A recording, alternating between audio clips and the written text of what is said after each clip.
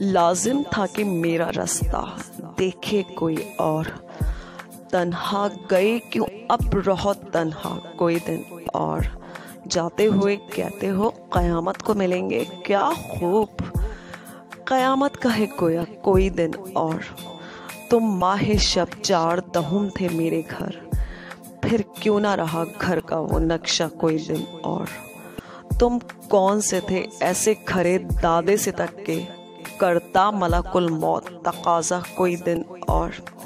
مرزا غالب کی سیریز کے ساتھ انداز بیاں چینل پر آپ کو تہہ دل سے آداب عرض کرتی ہوں۔ جو شخص بھی اردو شاعری کے بارے میں بات کرتا ہے وہ غالب کا نام نہ لے، ایسا ممکن نہیں، لیکن میرے لیے غالب صرف ایک نام ہی نہیں، ایک مکمل دیوان ہے، ایک مکمل دنیا ہے۔ کل کے سلسلے کو کچھ آگے بڑھاتے ہیں۔ یارب وہ نہ سمجھے ہیں نہ سمجھیں گے میری بات، یارب وہ نہ سمجھے ہیں نہ سمجھیں گے میری بات، دے اور دل ان کو جو نہ دے مجھ کو زباں اور، تم شہر میں ہو تو ہمیں کیا غم، جب اٹھیں گے لے آئیں گے بازار سے جا کر دل و جان اور۔ کلکتے میں 2 سال قیام کیا، پینشن کی بحالی کے لیے سفر کیا۔ انہوں نے سفر کے دوران لکھنؤ اور بنارس میں بھی قیام کیا۔ اس زمانے میں لکھنؤ کے فتح روا نصیر الدین حیدر تھے۔ غالب کی ملاقات لکھنؤ میں میر انیس سے ہوئی۔ 1865 عیسوی نواب یوسف حسن خان کے انتقال کے بعد تعزیت کے لیے گئے۔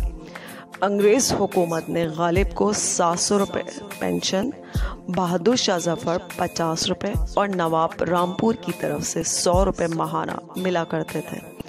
مرزا غالب جوا کھیلنے کے جرم میں 2 بار جیل بھی گئے، 3 مہینے تک قید میں رہے۔ مرزا غالب نے نہ کبھی پڑھنے کے لیے کتاب خریدی تھی، نہ رہنے کے لیے کبھی گھر۔ کتاب اور مکان دونوں کرائے پر لے کر کام چلاتے تھے۔ ذوق کے انتقال کے بعد ملاک الشعراء کا خطاب ملا۔ مرزا غالب کی تصانیف میں سے کچھ یہ ہیں: درفش قادیانی 1277 میں چھپی، 5 آہنگ 5 حصوں پر مشتمل ہے۔ کلیات فارسی 1835 کو میں خانہ آرزو کے نام سے شائع ہوئی۔ سبت چین، اس میں غالب کے فارسی کلام کے وہ اشعار شائع کیے گئے جو فارسی کلیات میں شائع ہونے سے رہ گئے تھے۔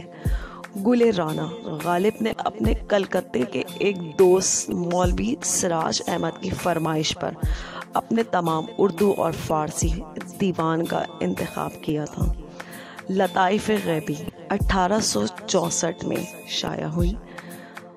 دعائے صبا 1867 میں منظوم فارسی ترجمہ غالب نے اپنے خطوط کا آغاز 1847 سے لے کر 1848 میں کیا۔ اب کچھ ان کی یاد اس طرح ہو جائے۔ غالب کو آم کھانے کا بہت شوق تھا۔ ایک بار ان کے دوست بیٹھے آم کھا رہے تھے۔ ان میں سے ایک دوست ایسا تھا جسے آم پسند نہیں آتے تھے۔ غالب نے بہت حیرت سے ان کو کہا، بڑے بد مزاج آدمی ہو، تمہیں آم پسند نہیں ہے؟ غالب صاحب نے ان کو ایک آم دیا جو ان کے دوست نے اٹھا کر پھینک دیا۔ ایک گدھا وہاں کھڑا تھا، اس کے پاس جا کر آم گرا، گدھا منہ موڑ کر چلا گیا۔ ان کے دوست کہنے لگے کہ دیکھیے گدھے بھی آم نہیں کھاتے۔ غالب صاحب بولے اس پر، جی نہیں، گدھے ہی آم نہیں کھاتے۔ اب ذرا کچھ غزل کے اشعار ہو جائیں۔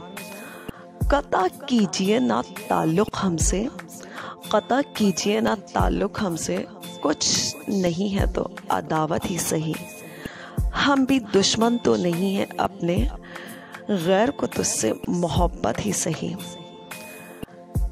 اپنی ہستی سے ہی ہو جو کچھ ہو، اپنی ہستی سے ہی ہو جو کچھ ہو، آگہی گر نہیں غفلت ہی سہی۔ ہم کوئی ترک وفا کرتے ہیں، ہم کوئی ترک وفا کرتے ہیں، نہ سہی عشق تو مصیبت ہی سہی۔ یار سے چھیڑ چلی جائے اسد، گر نہیں وصل تو حسرت ہی سہی۔ ایک اور غزل سماعت فرمائیے۔ ہزاروں خواہشیں ایسی کہ ہر خواہش پہ دم نکلے، ہزاروں خواہشیں ایسی کہ ہر خواہش پہ دم نکلے، بہت نکلے میرے ارمان لیکن پھر بھی کم نکلے۔ نکلنا خلد سے آدم کا سنتے آئے ہیں لیکن بہت بے آبرو ہو کر تیرے کوچے سے ہم نکلے۔ محبت میں فرق نہیں ہے جینے اور مرنے کا، اسی کو دیکھ کر جیتے ہیں جس کافر پر دم نکلے۔ خدا کے واسطے پردہ نہ کعبے سے اٹھا ظالم، کہیں ایسا نہ ہو یہاں بھی وہی کافر صنم نکلے۔ کہاں میں خانے کا دروازہ غالب اور کہاں وائس، پر اتنا جانتے ہیں کل وہ جانا تھا کہ ہم نکلے۔ میں امید کرتی ہوں آپ کو آج کی بھی ہماری یہ کاوش پسند آئی ہوگی، تو پھر میرے کامنٹ میں ضرور بتائیے گا اور جڑے رہنے